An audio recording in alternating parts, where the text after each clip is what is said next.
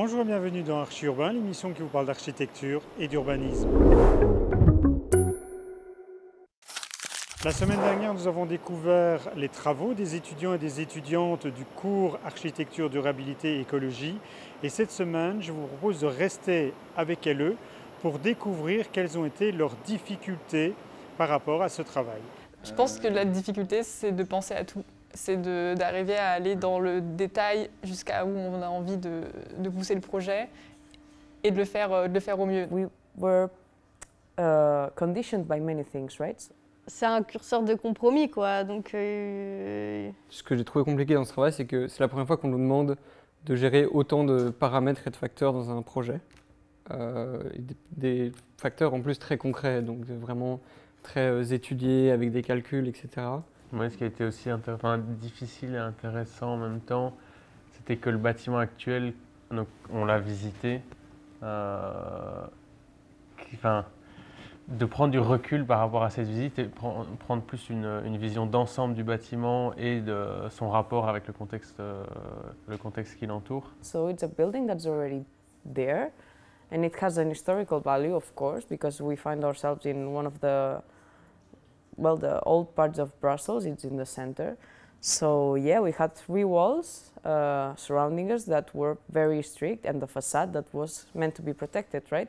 So that's the difficulty when you do a project on an existing building. Tout s'imbrique d'une manière ou d'une autre, et où du coup le fait d'essayer de concilier chacune des étapes du projet et de s'assurer que développer une épaisseur d'isolant n'empiète pas sur la largeur des ouvertures qu'on a pu mettre et ce genre de choses.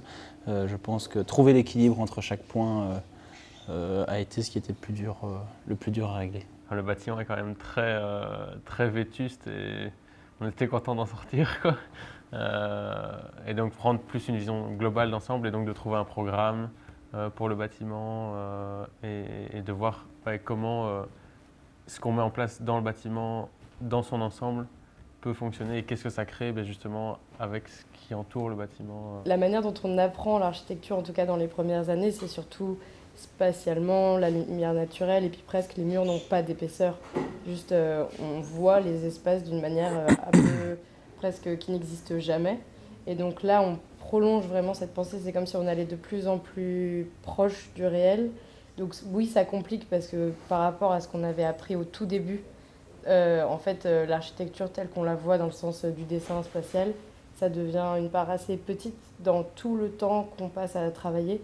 Et tout le temps qu'on a passé à travailler là, par exemple, on se rend bien compte que c'est tout ça sur des paramètres qui sont très très fins, très précis, et qu'une petite erreur peut amener par exemple sur le tableau Excel, on peut très vite se confondre de pourquoi on fait quel choix si on a fait une petite erreur. Donc c'est là qu'on se rend compte que les qualités spatiales de dessin, elles prennent plus une part aussi grande que celle qu'on avait appris dans les premières années d'études. Dans la manière en tout cas dont on se pose pour faire l'architecture aujourd'hui, c'est que c'est un exercice qui est imposé et qui va devenir de plus en plus imposé dans le métier. L'organisation spatiale, c'est ce sur quoi on travaille depuis le début, c'est ce qu'on développe le plus souvent et c'est quelque chose qui quittera jamais le métier de l'architecte. La seule chose, c'est qu'aujourd'hui, il y a des règles en plus à ce jeu et que, qu'on le veuille ou pas, on est obligé de s'y plier.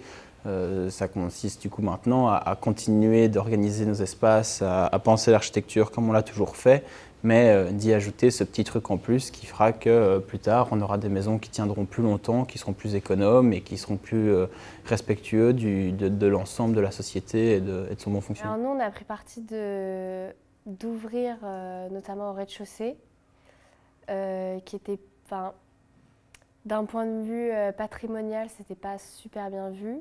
Mais ça nous a quand même permis d'avoir un apport de lumière plus important. Donc les premières difficultés, c'est la réflexion sur tout ce qui était structure existante, voir si c'était aux normes, etc. S'il y avait besoin de démolir certaines choses. Il y avait aussi la question de l'isolation. Donc comme on avait la contrainte d'avoir des matériaux plutôt biosourcés, etc., il y a certains isolants qui sont qui ont besoin de plus d'épaisseur. L'idée c'était de bien isoler la maison, mais après de pas trop l'isoler. Donc ça a été de trouver le jeu qui fonctionne bien pour que la maison soit performante et en même temps agréable pour les futurs usagers. On a décidé d'isoler en conservant aussi l'isolation existante en venant isoler par-dessus et aussi en conservant les fenêtres, les châssis, etc. pour pas avoir à utiliser plus de matériaux. Le grand choix qu'on a fait, nous, était quand même de conserver toutes les fenêtres. Dire que dans tous les cas, on n'allait rien changer au niveau des fenêtres. Donc du coup, ça a impacté pas mal l'isolation des murs. Dans la seconde partie de cette émission, je vous propose une rencontre avec l'architecte Rodolphe Alexis Vanim qui nous propose le projet Rosière et les difficultés qu'il rencontre pour faire un projet durable.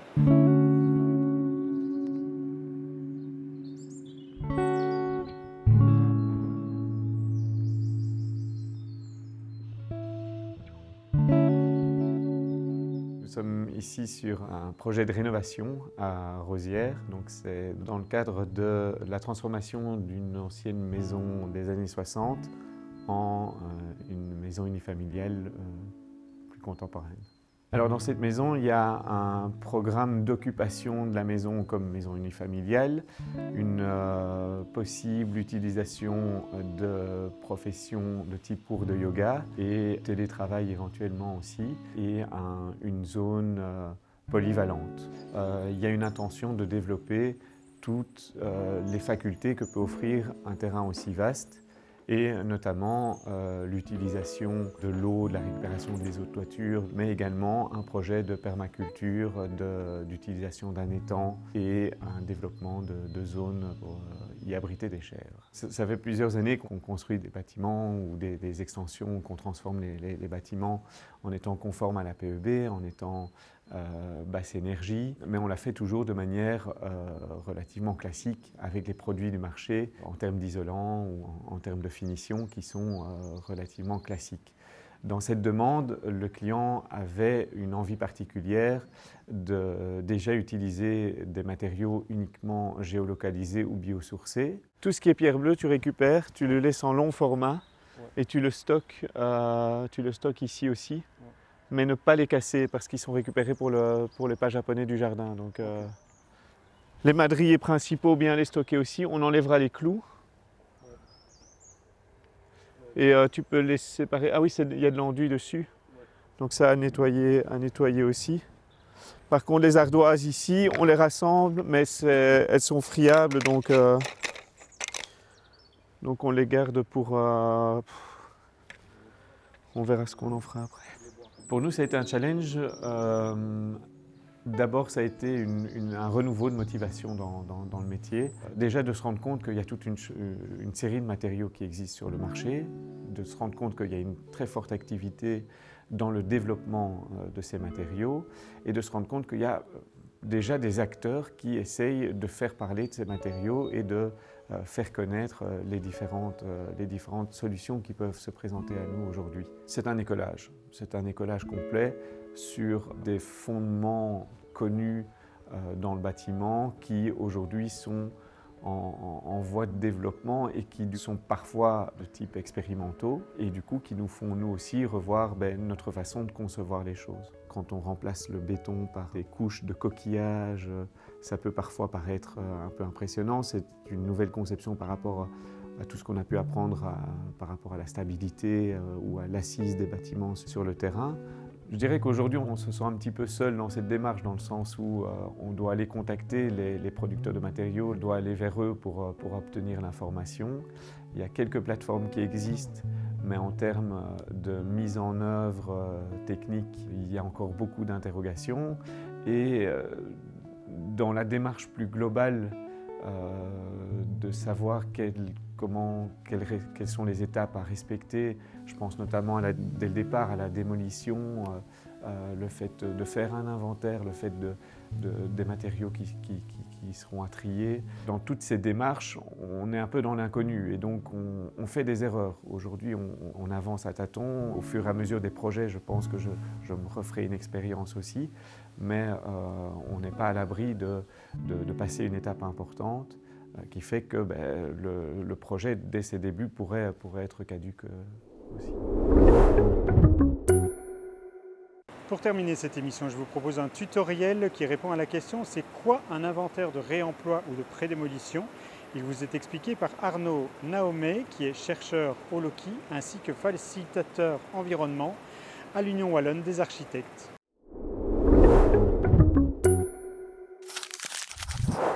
Avant la déconstruction ou la démolition d'un bâtiment, on va essayer d'identifier le potentiel de réemploi que ce bâtiment revêt. Donc on va essayer de lister le nombre de matériaux disponibles, leur état et également la facilité avec laquelle on va pouvoir les extraire de ce bâtiment. Alors il y a aussi une période de test où on va tenter donc de démonter ces matériaux pour voir à quel point ce processus va prendre du temps et également quel sera le pourcentage de pertes issu de ce processus. On a la figure de l'inventoriste qui est un petit peu en train d'émerger. C'est un expert de la déconstruction. Lui, en fait, il va pouvoir combiner son expérience du marché du réemploi, donc quels sont les éléments qui sont demandés et vendus, et une série de critères, donc qui soient l'obsolescence de l'élément ou non, l'état, la valeur économique de cet élément, l'impact environnemental que cet élément a produit lors de sa fabrication, et cela va permettre en fait de ne pas tout démonter et tout stocker, parce que donc le stockage et la logistique que ça demande a un coût beaucoup trop important. Donc l'expérience de cet inventoriste va permettre de déterminer quel élément ou objet a le plus de valeur sur le marché du réemploi. Ce sera tout pour cette émission, mais on se retrouve très rapidement sur BX1 pour un nouvel épisode d'Archi Urbain. D'ici là, je vous rappelle que toutes les émissions sont archivées sur le site archiurbain.be. Merci pour votre fidélité et à bientôt. Au revoir.